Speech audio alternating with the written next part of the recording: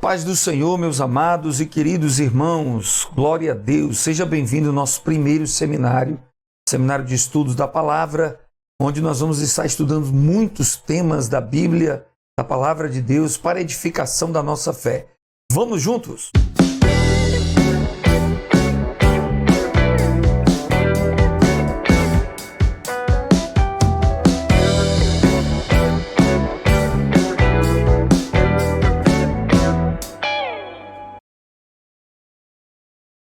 Aleluia! Esse primeiro seminário, CEDEP 1, nós vamos estar estudando sobre os inimigos cardeais do cristão. São 9 aulas e nós vamos falar dos 3 maiores inimigos do cristão. Venham comigo.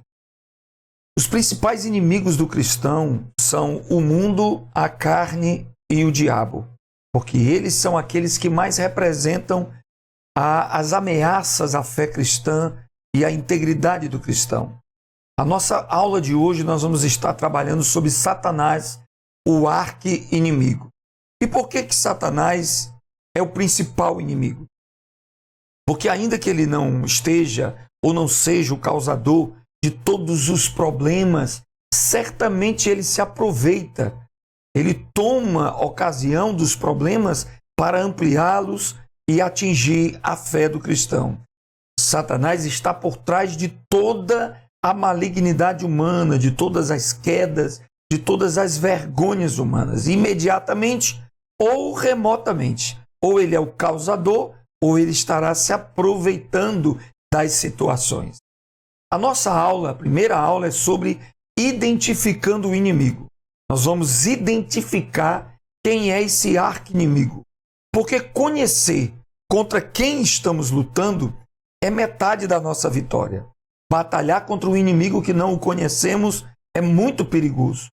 A Bíblia dá nomes e títulos ao nosso inimigo, a Satanás, o diabo, e nós vamos trabalhar aqui 5 nomes, 5 títulos que é atribuído a esse adversário. Esses nomes e títulos revelam o caráter e as estratégias do inimigo. Então vamos juntos estudar esses nomes que revelam o nosso inimigo. Primeiro nome que nós vamos destacar é Satanás.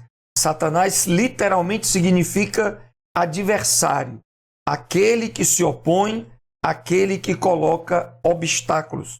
Satanás colocará empecilhos, dificuldades para que a obra de Deus não seja feita. Ele é especialista, irmãos, em colocar tropeços, dificuldades, acabar os recursos para que a obra de Deus não avance, para que a obra de Deus não seja feita nem na sua vida e nem através de você. Esse nome nós podemos estudar mais algumas coisas acerca dele. Vamos ver. Satanás manipulou os sentimentos do apóstolo Pedro para colocar obstáculo ao sacrifício de Cristo. Está aí em Mateus 16, versículo 22. E Pedro, tomando de parte, levou Jesus à parte, começou a repreendê-lo, dizendo: Senhor, tem compaixão de ti, de modo nenhum te acontecerá isso. Se você prestou bem atenção, Pedro pegou Jesus pelo braço, levou à parte, separou dos discípulos e ele começou a repreender Jesus. Começou a tentar tirar Jesus do caminho da cruz. E Jesus imediatamente repreendeu Satanás. Deu ordem ao espírito imundo que estava manipulando os sentimentos de Pedro para que Pedro fosse um empecilho para a obra do Calvário. Ora, meus amados, é isso que Satanás faz, colocar tropeços e empecilhos para a obra de Deus. A Bíblia diz em 1 Tessalonicenses capítulo 2, versículo 18, o apóstolo Paulo diz: Por isso, bem quisemos uma e outra vez ir ter convosco, pelo menos eu, Paulo, mas Satanás nulo impediu. Satanás colocou obstáculos e impediu o apóstolo Paulo por 2 vezes de viajar para a Macedônia. 2 vezes Paulo desejou, quis, planejou, se preparou para ir visitar as igrejas da Macedônia, confirmar os novos convertidos, mas olha o que a palavra de Deus diz: Satanás impediu Paulo. Será que você pode imaginar Satanás impedir o maior apóstolo da história da igreja, o maior pregador, o maior líder depois de Jesus, de toda a cristandade. O que Satanás não é capaz de fazer com a igreja dos nossos dias? Ele vai colocar dificuldades, ele vai colocar obstáculos, ele vai tentar frustrar os projetos, abortar as estratégias para que a obra de Deus não seja feita. Sabe? Então, vejam mais ainda, olhe. A tempestade a caminho de Gadara não pareceu algo natural, pois a palavra que Jesus usou para deter o vento e acalmar o mar foi a palavra repreendeu. Parece que havia algo mais do que uma tempestade natural. Vamos ao texto bíblico. Lucas 8:24. E chegando-se a ele, o despertaram, dizendo: Mestre, mestre, nós estamos perecendo. E ele, levantando-se, repreendeu o vento e a fúria da água, e cessaram, e fez-se bonança. Ora, o texto da palavra de Deus mostra que Jesus teve que repreender, aparentemente, algo como aconteceu com Pedro. Jesus repreendeu quem estava por trás de Pedro. Quem estava por trás do sentimentalismo de Pedro era Satanás. Da mesma forma, quem estava por trás daquela tempestade, daquele tornado no mar da Galileia, era Satanás. E Jesus repreendeu aquela tempestade. Então não vamos aceitar passivamente a dificuldade, os empecilhos, os obstáculos, as barreiras, porque quem pode estar por trás dela é o inimigo das nossas almas. Ele não quer que a obra de Deus seja feita e vai colocar obstáculos para tentar impedir a obra de Deus. Vamos continuar identificando o inimigo. O segundo nome que se dá ao inimigo, ao adversário, é diabo. A palavra diabo vem do grego diabolos e significa literalmente aquele que separa, que divide, que semeia discórdias. A essência deste nome está em dividir a convicção, desconstruir a fé e colocar suspeitas e desconfianças. O diabo é aquele que semeou joio no meio do trigo, dividindo a semeadura, dividindo a plantação. Olha o que diz Mateus 13:25. Dormindo os homens, veio o seu inimigo. Essa palavra inimigo, no original grego, é diabolos. E semeou joio no meio do trigo. Mateus 13:25. Ou seja, ele veio quando os homens descuidaram, quando os cuidadores do campo, os semeadores, dormiram, descuidaram, negligenciaram, o inimigo veio e misturou a semeadura. Dividiu a colheita entre trigo e joio. Não é assim que acontece em nossos dias? É o diabo quem semeia heresias, quem semeia coisas erradas no meio das coisas certas. No meio da doutrina certa, a gente sempre flagra doutrinas erradas, heresias sendo semeadas no meio do povo de Deus. Além disso, o diabo, a Bíblia diz que os neófitos, os obreiros neófitos, são inexperientes e por isso são presas fáceis desta dialética, desta linguagem dúbia, dessa linguagem de duplicidade que o maligno se usa. 1 Timóteo 3:6 diz: não seja neófito, para que ensoberbecendo não caia na condenação do diabo. Ou seja, o diabo é que traz a duplicidade de personalidade e de pensamento. O obreiro não pode ser neófito, inexperiente, desconhecedor da verdade, porque o diabo vai dividir a mente dele e ele vai se ensoberbecer, ele vai se orgulhar por receber alguma coisa de Deus e vai cair na condenação, no laço do diabo. Qual foi a condenação do diabo? O orgulho, a soberba, a exaltação. Por isso, obreiros não podem ser imaturos, neófitos, infantis, porque o diabo vai dividir a mente dele e fazê-lo se ensoberbecer e cair na condenação do diabo. Vamos à frente. O diabo também usa do artifício de dar novos sentidos à palavra de Deus, fora do contexto, para enganar o homem, Olha o que diz Mateus capítulo 4, versículo 6. Satanás chega para Jesus e diz: se tu és o filho de Deus, lança-te daqui abaixo, porque está escrito que aos seus anjos dará ordem a teu respeito, e tomar-te-ão nas mãos, para que nunca tropeces com teu pé em pedra alguma. Mateus capítulo 4, versículo 6. Você observou? Satanás está querendo modificar a palavra para que Jesus se glorie em obras ministeriais. Lança-te daqui, faz acontecer algo extraordinário, obriga Deus a te salvar de uma precipitação do alto do templo. Satanás está exagerando a palavra. É só você olhar em Mateus 4 e 6. Quando Jesus disse que os anjos estariam ao nosso dispor, à nossa ordem, ele não estava dizendo para a gente se precipitar de prédios, dos pináculos do templo, para forçar os anjos a nos socorrer. Por isso que Jesus ordena a Satanás e diz: não tentarás ao Senhor teu Deus. Sabe? O diabo é que divide o sentido da palavra para confundir o homem. Vamos à frente. As grandes características da sutileza e da astúcia da serpente.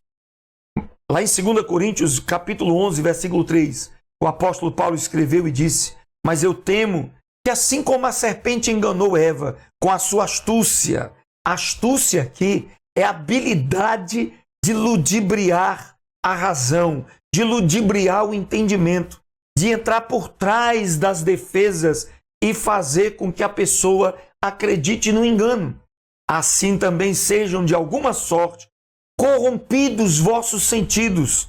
Olha só, vê como o diabo divide, como ele semeia coisas erradas, ele planta nos sentidos corrupção e se apartem da simplicidade que há em Cristo Jesus. Paulo estava preocupado que acontecesse com os cristãos de Corinto a mesma coisa que aconteceu com Eva. Conversando com a serpente, ela conseguiu ludibriar, usou da dialética, dos artifícios, dos subterfúgios e fez com que eles acreditassem na mentira como se fosse verdade. É muito perigoso essa atitude. O exagero da serpente lá em Gênesis capítulo 3, versículo 1, conversando com a mulher. Olha só, é assim que Deus disse: não comereis de toda a árvore do jardim. Para começar, alguma coisa que nós precisamos entender aqui. A primeira coisa que a serpente usada pelo diabo faz é exagerar a ordem de Deus. Deus havia dito que eles não comessem da árvore que está no centro do jardim. Mas aqui olha como ele diz: não comereis de toda a árvore do jardim. Ele lança uma verde, ele lança um subterfúgio, ele lança a dúvida, sabe? Ele lança o pretexto para enganar a mulher, sabe? Mas há uma pergunta a ser feita aqui. O que a mulher queria conversando com a serpente no jardim? Não é verdade? Tenham cuidado, meus amados, para não dar lugar à serpente. Não ficar conversando com o diabo, né? Ele chega através de um diálogo, como quem está procurando a verdade, mas na verdade está plantando a mentira. Chega fazendo perguntas que aparentemente inocentes parecem, mas ele está plantando a dúvida. Olha só, ele exagera: de toda a árvore do jardim não comereis, e a mulher começa a conversar com a serpente. Foi só um subterfúgio para prender a atenção da mulher, para prender a atenção da pessoa a quem ele queria tentar. Será que você não está caindo nessa armadilha? Perguntas que é apenas para prender sua atenção, cativar sua atenção. Vamos à frente, olha o que a serpente fez, irmãos. O exagero da mulher, o veneno da serpente havia encontrado lugar no entendimento da mulher. Sabe como foi que a mulher respondeu à pergunta da serpente? Está aí no versículo 3 do capítulo 3 de Gênesis. Ela diz: nós podemos comer de todas as árvores do jardim, mas da árvore do conhecimento do bem e do mal, nem nele tocareis, para que não morrais. A mulher disse: nem nele tocareis. Mas me diga uma coisa, olha para cá. O Senhor não proibiu de tocar no fruto. O Senhor não proibiu de tocar na árvore. O Senhor disse: não comereis. Mas a pergunta exagerada da serpente provoca a resposta precipitada, exagerada e incontida da mulher. O veneno já estava agindo, né? Então vamos à frente, veja só o que acontece. O exagero da mulher encontrou no entendimento da mulher, venceu as barreiras. A mulher diz, a serpente disse à mulher, veja o que a serpente diz: não morrereis, porque Deus sabe que no dia que dele comerdes, se abrirão os vossos olhos e sereis como Deus, sabendo o bem e o mal. Acho que esse título aí está errado, nós vamos corrigir. A serpente lança agora a grande dúvida sobre o Senhor. A serpente diz, certamente não morrereis. O Senhor está proibindo vocês de comer do fruto, não é porque vão morrer não, é porque vocês vão ser iguais a Ele. Vocês vão ganhar conhecimento que só Ele tem. Vocês vão ter o poder que Deus tem. Olha só, sai da dúvida para a acusação. E da acusação gera o princípio da rebeldia. É isso que a serpente quis plantar em Eva. Certamente não morrereis. Porque Deus sabe, lança dúvidas sobre Deus. Deus sabe de algo que quer esconder da gente. E a serpente diz, sereis como Deus, sabendo o bem e o mal, e vem exatamente a soberba da vida sobre o coração da mulher. É assim que Satanás tem feito para com muitas pessoas. Você não vai morrer, você não vai cair, você não vai perder, você não vai se desviar. Você simplesmente vai provar, você vai conhecer, vai ter experiências que Deus não quer te dar, que Deus não quer te levar a ter essas experiências. Fuja desses artifícios do diabo. Ele está dividindo o seu entendimento, dividindo a sua fidelidade. Vamos continuar aqui. Há mais títulos aqui a serem estudados. O quarto título dado a Satanás, o nosso inimigo, é leão. A figura do leão é usada para destacar o método usado na caça felina. Todos os felinos, leão, onça, tigre, gato, eles têm uma estratégia muito semelhante de caçada. E essa estratégia de caçada foi descrita pelo apóstolo Pedro. Está aí, ó. 1 Pedro 5:8. Porque o diabo, vosso adversário, anda em derredor, bramando como leão, buscando a quem possa tragar. Vamos dar uma destacada nestas palavras. Ó. Ele anda ao derredor. O que significa isso? Espreitando, conhecendo, procurando brechas, procurando falhas, procurando quedas. Isto nos fala da paciência do inimigo de esperar um erro, uma desistência, um afastamento para finalmente atacar. Deixa eu lhe dizer uma coisa. Alguns dias atrás, o Espírito Santo chegou e falou ao meu coração. Satanás, o diabo, o leão, joga xadrez. A paciência do jogo de tabuleiro do xadrez. Ele coloca as peças no lugar. Ele tem paciência. Ele espera. Sabe? Ele anda ao derredor, procurando uma falha na oração, uma falha no comportamento, um afastamento da igreja, um afastamento da consagração, uma brecha pela qual ele possa entrar e possa alcançar o crente e poder, enfim, atacá-lo. Vamos continuar aqui para você entender. Ele anda ao derredor por quê? Bramando como leão. O segundo passo da estratégia do leão é bramar. Eu procurei essa palavra bramar e geralmente quem brama é ovelha. Mas esse verbo bramar significa fazer barulho alto, fazer barulhos desconexos. Bramar significa fazer altos ruídos, assustadores. Essa estratégia visa desequilibrar. Presta atenção, querido, olha que coisa forte. Esta estratégia, fazer ruídos altos, visa desequilibrar, precipitar a presa, para que, correndo para fugir, venha direto para o leão. A grande arma do inimigo é a intimidação. Eu quero lhe dizer e destacar isso de uma forma muito especial.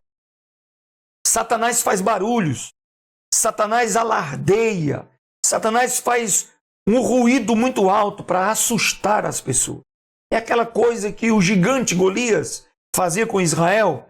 Me traga um homem, quem vencer, não tem homem aí não. Intimidando, gerando medo, os ruídos altos de Satanás, os gritos de que eu vou vencer, eu vou derrubar, eu vou destruir sua família, eu vou fazer uma obra de feitiçaria que vai destruir. Isso é barulho do inimigo para assustar, para gerar medo, para levar você à precipitação. Porque ele não tem armas para derrotar você. Ele não tem poder para destruir o homem. A Bíblia diz isso, irmãos. A principal arma de Satanás, do diabo, do leão, é fazer zoada, fazer barulho, para ver se gera medo em você, te enfraquece e assim pode te atingir. Mas e se você tiver fé? E se você tiver segurança? Você não vai se precipitar, não vai ter medo e ele é quem vai ficar assustado com você, né? Veja só o que diz mais, irmão. Ele faz isso, ele anda ao derredor, ele faz zoada para quê? Procurando a quem possa tragar. Isso aqui é muito forte, irmãos. Olha, a quem possa tragar. Isso significa que ele não pode tragar qualquer um. Ele não pode destruir qualquer um. Ele sabe que não pode derrotar qualquer crente. Ele procura quem possa. E aos que se afastam do grupo. Seja por doença, por descuido, por rebeldia, e se tornam alvos fáceis. Ou seja, quando Satanás está procurando a quem possa tragar, ele está procurando quem está dando brecha, quem se afasta do grupo, da comunidade. Quando você tira uma brasa do meio da fogueira, qual é a tendência dessa brasa isolada? É esfriar e apagar. Quando você vê os leões caçando na África, eles atacam o rebanho, mas procuram afastar um dos membros do rebanho, porque aí fica mais fácil pegar, fica mais fácil dominar. Então, tenha cuidado para não se afastar, para não se enfraquecer, para não se rebelar, para não se tornar uma pessoa isolada, sabe? Uma pessoa fechada, que não confessa, que não pede ajuda. Isso lhe torna uma presa fácil do leão. Corra para o meio do fogo, corra para o meio da igreja, corra para o meio da comunhão, vá buscar a palavra e mergulhe no Espírito Santo, acenda uma fogueira e nenhum animal selvagem vai se aproximar de você. Louvado seja Deus. Vamos continuar aqui? O quinto e último título do nosso adversário, talvez seja o título mais forte, mais temido, né? O nome é Beelzebu. E Beelzebu literalmente significa Senhor das Moscas. Vem da palavra composta Baal-zebub, Senhor das Moscas. E o que significa isso? A mosca, aquele inseto alado, muito presente em muitas casas, está muito ligado à sujeira, à imundície. E a mosca na Bíblia é símbolo do apodrecimento, da degeneração. Olha o que diz Eclesiastes 10, versículo 1. Assim como as moscas mortas fazem exalar mau cheiro e inutilizam o perfume do perfumador. Eclesiastes está dizendo que o perfumador, o perfumista, trabalha com essências e produz um unguento, produz um óleo aromático, cheiroso, mas se uma mosca morta cair dentro, estraga o perfume. Isso fala do poder apodrecedor, degenerador de Beelzebu. É o poder do inimigo em degenerar o caráter. Antes puro, antes santo, antes consagrado, de repente é totalmente degenerado. Anjos se tornam demônios quando caem. Profetas se tornam mentirosos. Pastores se tornam apóstatas. Igrejas se degeneraram em cemitérios espirituais por causa do poder de Baal-zebub, de Beelzebu. É o poder de Satanás de invadir, de entrar no caráter das pessoas e apodrecer. Este é o inimigo contra o qual nós estamos lutando, né? Ele entra na história das pessoas, sabe, que antes eram santas, que antes eram fiéis, que antes eram tão poderosas, pregadores do púlpito, foi um trabalho tão grande, o sangue de Jesus lavar, o Espírito Santo regenerar, mas agora nós vemos essas pessoas afastadas de Cristo, escravizadas por Beelzebul, e eles começam a praguejar, eles começam a blasfemar, eles começam a se prostituir neste mundo sem limites e sem pudor. Isto é obra de Beelzebul. Eu quero terminar essa lição de hoje identificando esse inimigo e terminando lhe dizendo isso. Uma palavra que Deus falou ao meu coração há muitos anos atrás. Satanás, o diabo, nosso inimigo, não sabe o que é misericórdia. É um adversário astuto, terrível. Paulo diz, nós não ignoramos os seus ardis. Ele não terá perdão, ele não terá misericórdia. Se ele conseguir entrar, ele não vai apenas trazer dificuldades, ele quer destruir, ele quer acabar com a nossa vida. Mas nós vamos estudar nesse seminário como vencê-lo, como derrotá-lo, como triunfar sobre ele no nome do Senhor Jesus. Que Deus te abençoe, meu amado. Na próxima aula nós vamos estar estudando as atividades, como ele, o nosso adversário, trabalha e como nós podemos então fazer frente a ele e derrotá-lo no nome do Senhor Jesus. Eu espero você na próxima aula. Venham conosco estudar a palavra de Deus. Deus abençoe a todos.